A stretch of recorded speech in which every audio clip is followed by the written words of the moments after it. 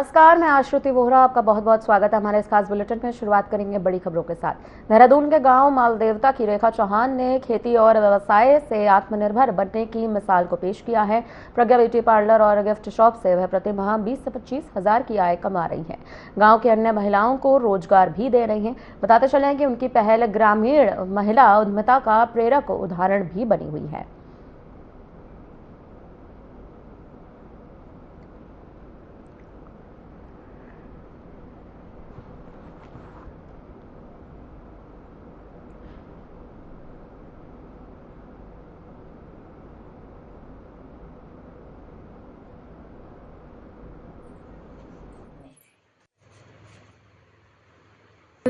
पिछले 2 साल से उन्होंने उसमें प्रत्येक वर्ष 1-1 लाख रुपए करके 2 लाख कुल बैंक से लोन प्राप्त किया है और इस वर्ष उन्होंने CIF का पैसा 50,000 रुपये भी लिया है, जिसके माध्यम से उन्होंने अपनी एक कॉस्मेटिक शॉप जिसमें वो पार्लर का काम भी करती हैं और कुछ उन्होंने इस बार वुलन कपड़ों का भी काम उसमें शुरू किया है और लगभग 20 से 25,000 रुपये महीना उनकी सेल हो जा रही है।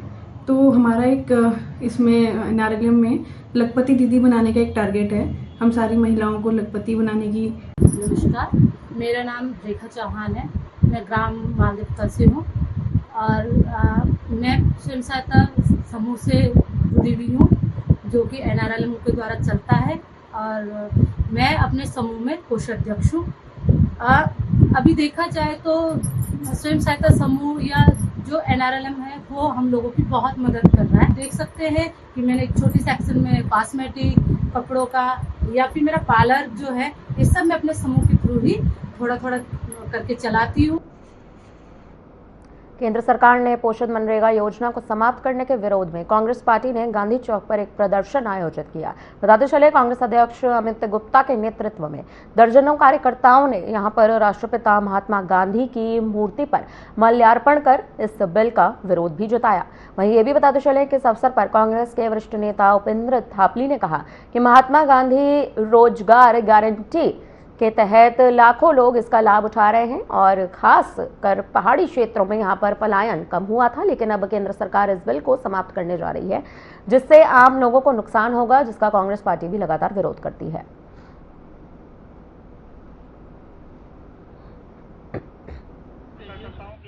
ये कहना सरकार को ये आग्रह है कि वो जो महापुरुष हमारे महापुरुष रहे देश के, जिन्होंने आज़ादी में अपना योगदान दिया, उनके नामों के साथ में छेड़छाड़ न करें, क्योंकि महात्मा गांधी का हमारे देश में आज़ादी में बहुत महत्वपूर्ण योगदान है। जो जिन्होंने अपने तन पर कपड़े नहीं रखे, उनका कोई लालच ये नहीं था आज़ादी के अलावा कि उनको कोई धन चाहिए या कुछ भी। लेकिन आज भारतीय जनता पार्टी सरकार जो है तमाम महापुरुषों के नाम बदल रही है, हिंदू मुसलमान करके देश को गुमराह कर रही है। इस देश की आज़ादी में हिंदू भी थे, मुसलमान भी थे और सबसे पहले बलिदानी जो है वो मुसलमान थे, टीपू सुल्तान। ठीक है ना। पूरे देश में राष्ट्रीय कांग्रेस की तरफ से मनरेगा का जो संसद में जो बिल लाकर उसका नाम बदलने का जो काम किया जा रहा है और 100 से 125 दिन का एक छलावा तो दिया जा रहा है जनता को, लेकिन वो सिर्फ इसलिए उस बिल को लाया गया कि महात्मा गांधी रोजगार गारंटी का नाम उन्होंने बदलना है। भाजपा का काम सिर्फ जो कांग्रेस की जो योजनाएं हैं उनका आज सिर्फ नाम बदलने का काम है। भाजपा आज तक, मैं बता दूं कि आज तक जब से भाजपा की सरकार बनी है अपनी कोई योजना उनकी आज तक यहाँ पर धरातल पर नहीं आई। चाहे वो कोई भी योजना रही हो, चाहे वो कोई स्वास्थ्य योजना रही हो, चाहे मनरेगा योजना, कोई भी योजना भाजपा ने आज तक किसी भी गरीब के लिए कोई योजना नहीं बनी है।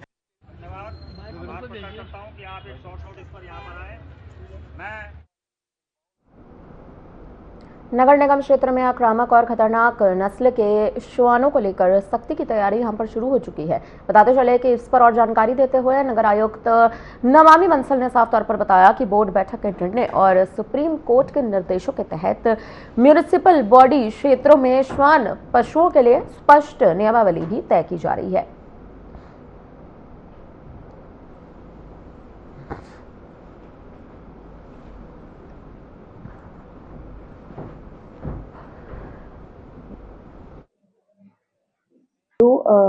बोर्ड बैठक में भी निर्णय हुआ था और माननीय सुप्रीम कोर्ट के द्वारा भी निर्देश दिए गए हैं कि जितने भी म्युनिसिपल बॉडीज में के एरियाज में जितने भी ऐसे आक्रामक जो पशु हैं, श्वान पशु हैं, उनके संबंध में नियमावली तय हो और नियमावली में फेरोशियस ब्रीड्स को लेकर के विशेष प्रावधान हो। जितने भी ऐसे पशु स्वामी हैं जिनके द्वारा श्वान पशुओं को डोमेस्टिकेट किया जाता है, पाला जाता है, उनके द्वारा जो समस्त सावधानियां बरती जानी है उनके विषय में विस्तृत नियमावली नोटिफाई की गई है। प्रिलिमिनरी नोटिफिकेशन है ये, इसमें जो भी ऑब्जेक्शंस या सजेशंस होंगे उनके लिए समय दिया गया है और प्रयास ये किया गया है कि प्रॉपर जितने भी सावधानियां बरती जानी है, जो ड्यूली सेफ्टी नॉर्म्स फॉलो किए जाने हैं। दिल्ली यमुनोत्री राष्ट्रीय राजमार्ग को 4 लेन बनाने की प्रक्रिया जल्द शुरू होने जा रही है। इसी को लेकर बताते चले कि विकासनगर विधायक मुन्ना सिंह चौहान ने भी नेशनल हाईवे के इंजीनियरों और भारत सरकार के कंसल्टेंट्स प्रतिनिधियों के साथ मौके पर इस बात की बैठक की है, निरीक्षण किया है। वहीं इस बात की जानकारी दे दें कि विधायक ने साफ तौर पर बताया कि विकासनगर क्षेत्र में 4 लेन निर्माण का काम शीघ्र शुरू हो जाएगा, जिससे आम जनता को भी सीधा लाभ यहां पर मिलेगा। वहीं इस बात की जानकारी भी आई है कि उन्होंने इस बात को कहा है कि गूगल मैप के माध्यम से सर्वे कर 4 लेन की योजना पर तेजी से काम किया जा रहा है।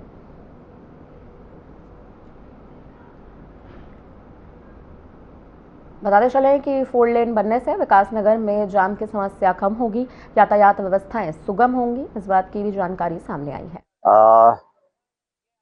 जिसको कि अब हम धर्मावाला से भी शुरू करना चाह रहे हैं और फिर हरवड़पुर से तो है ही, जो NH है ये, तो इस NH पे जो 4 लेनिंग का प्रोजेक्ट बनना है उसमें NH के भी हमारे इंजीनियर साथ खड़े हैं और जो कंसल्टेंट इसमें भारत सरकार ने हायर किया है उनके प्रतिनिधि भी साथ हैं। तो अलग अलग विकल्प क्या हो सकते हैं जहाँ पे, देखिए सरकार को जब बनाने का आता तो विकल्प क्या है, जहाँ कम से कम विस्थापन हो। वो है जो 4 लेन जा रही है, वो मोड़ कौन सा है हमारा जिसमें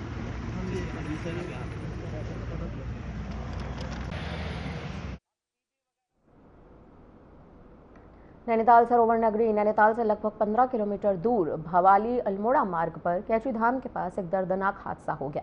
आपको बता दें कि यह हादसा इतना भयानक था कि पर्यटकों से भरी एक स्कॉर्पियो एन कार सड़क के क्रैश बैरियर को तोड़ते हुए गहरी खाई में गिर गई, जिससे 2 महिलाओं और एक किशोरी की मौत हो गई। वाहन में कुल आधा दर्जन से अधिक लोग सवार थे, जो बरेली के निवासी बताए जा रहे हैं।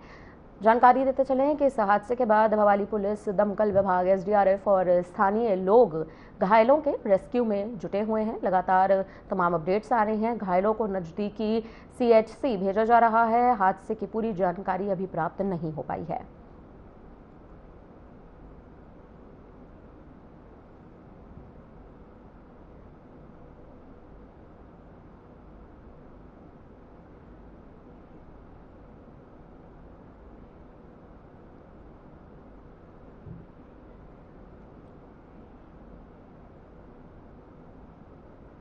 पर्यटन नगरी मसूरी में चोरी की घटनाएं थमने का नाम नहीं ले रही हैं। बता दें कि बेकरी हिल 2 क्षेत्र में देर रात अज्ञात चोरों ने एक स्कूटी से चोरी कर ली। वहीं इसकी भी जानकारी आ रही है कि पास खड़ी कार को तोड़ दिया गया। स्थानीय लोगों ने चोर गिरोहों के सक्रिय होने की आशंका जताते हुए प्रशासन से सख्त कार्रवाई और सुरक्षा व्यवस्था की अपील भी करी है, मजबूत करने की मांग करी है। इसी कड़ी में नगरपालिका सभासद अमित भट्ट ने घटना स्थल का निरीक्षण भी किया। क्षेत्र में CCTV कैमरेज और स्ट्रीट लाइट्स को लगाने का आश्वासन दिया है। बताते चले कि CCTV कैमरेज लगाने का यहां आश्वासन दिया गया है, लेकिन इसी के साथ साथ उन्होंने पुलिस से गश्त बढ़ाने की अपील भी की है।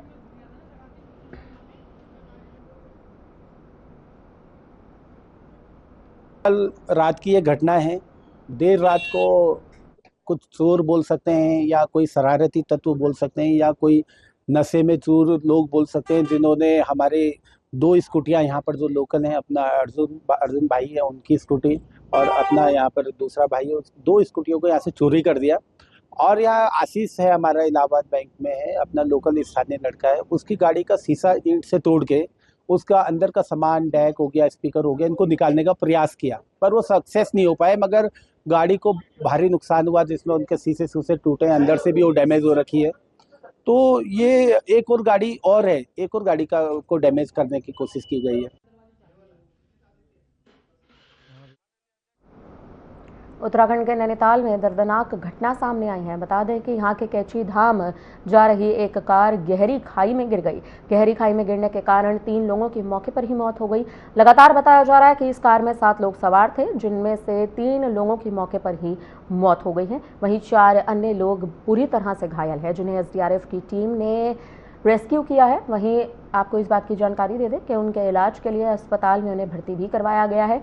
ये सभी लोग बरेली के बताए जा रहे हैं।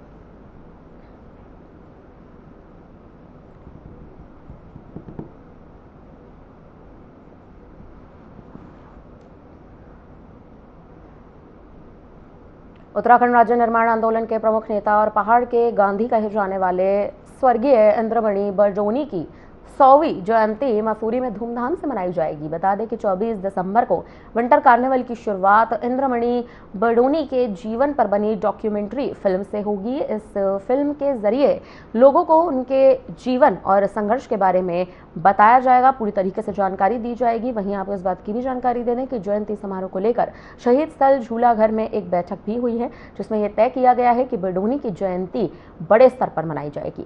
वहीं लगातार खबर आ रही है कि इस मौके पर डॉक्यूमेंट्री के निर्माता निर्देशक प्रदीप भंडारी ने कहा कि इस बार का विंटर कार्निवल इंद्रमणि बडोनी को समर्पित रहेगा। वहीं पूर्व नगर पालिका सभासद दर्शन रावत ने बताया कि उनके कार्यकाल में इंद्रमणि बडोनी चौक बनाया गया था, वहां उनकी आदमकद मूर्ति भी लगाई गई है।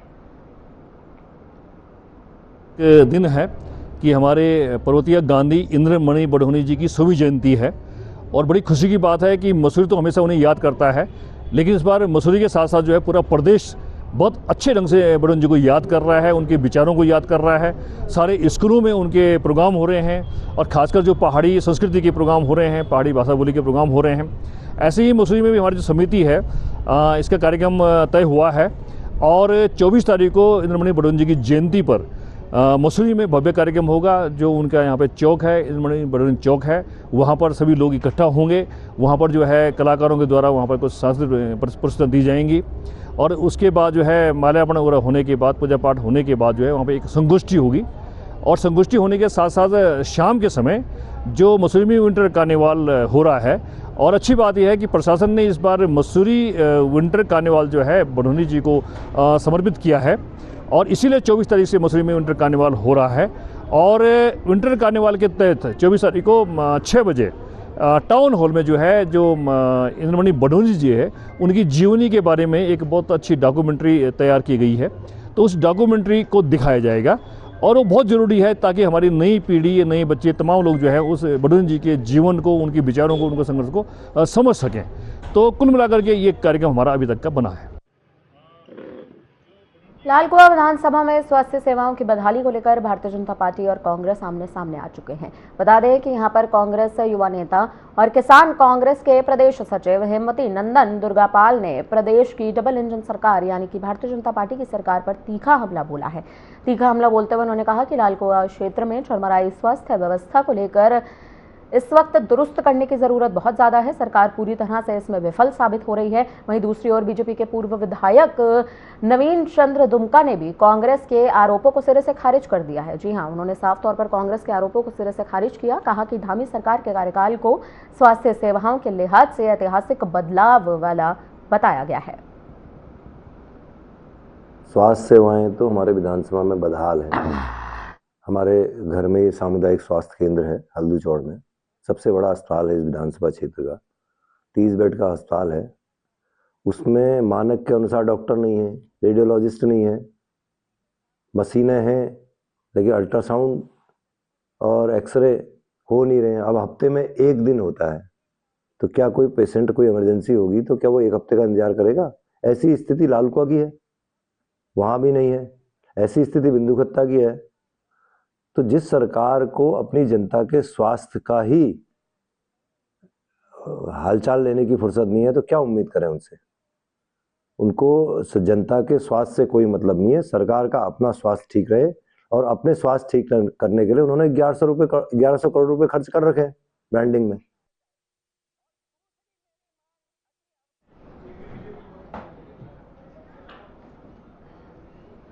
फिलहाल यहाँ पर रुकते हैं एक छोटे से ब्रेक के लिए, जल्द लौटेंगे बड़ी खबरों के साथ।